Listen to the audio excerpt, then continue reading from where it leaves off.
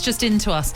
Newcastle United can confirm that head coach Steve Bruce will take charge of Sunday's Premier League fixture with Tottenham, and in doing so reach his 1,000th professional match as a manager. This is what Amanda Staveley has had to say on this statement released by Newcastle. We've had an extremely busy week reviewing the business and getting to know people, and it is imperative that we continue to be patient and considered in our approach. Change does not always happen, they say, overnight. It demands time, and that we follow a carefully considered plan and strategy. We met Steve and the players on Monday and have given them the time and space this week to focus on preparing for what is a very important game on Sunday. Steve has been very professional in our dealings with him, and he and his coaching team will take the team on Sunday.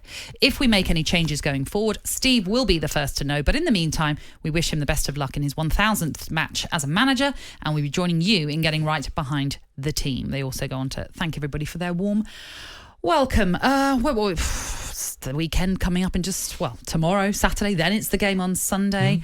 Why are they only just releasing this confirmation statement now, Simon? Because that's when they wanted to do it. Because it's their football club and they can do what they want and they don't have to dance to the tune of the media.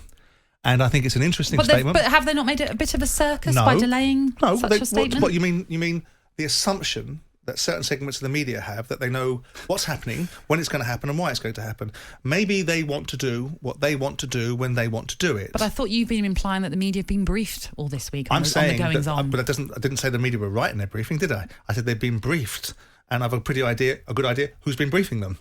But the fact of the matter is... who's doing that? Well, I'm not going to tell you, right? But the fact of the matter is that Newcastle is a decent statement... Who's briefing you, Simon? It's a decent statement that... you can pack that in, Luke, as well, right? It's a decent statement from Amanda. And what the bit she forgot to admit was she hadn't got the permission from the Crown Prince to probably replace the manager, but that's a different discussion, right? But the fact is that they've made a statement that Steve Bruce is going to be in situ, and he'll be the first to know. And I think that's a dignified statement and the right statement to make.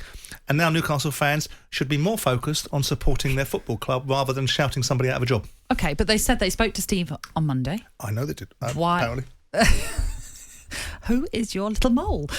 They spoke to Steve on Monday. They said that in the statement. They confirmed that. So why not then put out a statement either after that or on the Tuesday, so to end all of this continuous speculation that we've had all week? But who's done the speculating? Well, inevitably everybody has. Right. You know, we've got Newcastle fans. Some have been saying they want him out. This is the chance to get Steve Bruce out. We've been talking about it all week on this station. But with the greatest respect in the world, they don't have that decision-making process. And whilst it's in our interests to keep the speculation going and to make sure that we keep on top of it and do a little clock watch of when this poor sod's going to get fired. But Simon, hang on. The fact of the matter is, in all fairness, if you're wanting your manager to prepare for a game without any of the circus around it, you would come out with this statement straight away, surely, because I think that's a good point. I think that's a good point. I think ultimately you do one of two things as early in the tenure as you possibly can. You either tell him he's going to be backed, or you tell him he's going to be sacked. But on the inside, you assume that he's been told to just prepare the team for the weekend, and he was told that when they first met him. Because there's nobody else in the building. I mean, it's ironical that it's almost a bigger story them announcing that he's in the job or staying in the job than going, because everybody knows what's happening. It's inevitable. And I think they're doing the right and proper thing, as we discussed at the top of the show. He should be given that moment to with some dignity and some respect. And I'll use the word respect again. Let's respect the man and let him go, hopefully, with 3 points in the bag, because it's going to be an amazing atmosphere there on Sunday. Well, because it's Tottenham they're playing. Oh, is that another part Tottenham, of it? Yes. And by the way, I can promise you, overestimate the importance that the media have in the mind's eye of a football manager that's not in the middle of your circus or our circus or whoever circus it is. You can switch the background noise off if you want and focus on the training session. Mind, isn't it? Absolutely. Yeah. Having said that, though, this statement does now mean going into the press conference for Steve Bruce, the questions perhaps might not be so much on his future because of this statement. But that's maybe the reasons why they've done it. Perhaps so. But will the media still be as respectful, Martin, as you want them to be, let's say? Oh, yeah, because they've been so respectful all week. Well, I think what Steve Bruce will more than that, he will toe the company line, which is, I'm in charge until I hear otherwise. What else can he do? He has to go out there, and he probably knows, like everybody else, is going to be his last game in charge, and he just wants to focus and be professional. And I think, I said already, that the unified stadium, St James's Park, what they've gone through, the situations, we talk about financial clout, wherever it is, we've been debating behind the scenes where it is. Were they really the second wealthiest club in England? Yeah, they were, to a point.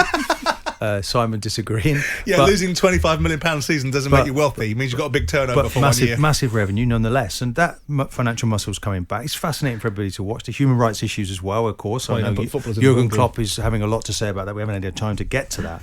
But just Steve Bruce needs to just finish off the job. 3 points. They haven't won a game yet this season. He was going to lose his job. Finish off what job? You said he stinks the place out. Well, he was probably going to lose his job anyway because of what he did last season. 5 wins from the last 8 with games. a bang. 2 wins in 17 between December and April. He knows it wasn't good enough. It's not good enough at the moment. 16 goals they've conceded. If you look at every statistic, they're very low on the charts. Now, Wouldn't it be funny if Tottenham went up there and ruined their party? Well, I think Harry Kane could be the one that suggests that he hasn't scored yet this season. Who's to say he won't score this weekend? Well, we will find out how that party gets on Sunday. Jim White and Simon Jordan, Monday to Thursday morning, 10 till 1. On AM, on DAB, via the talkSPORT app and on your smart speaker. talkSPORT.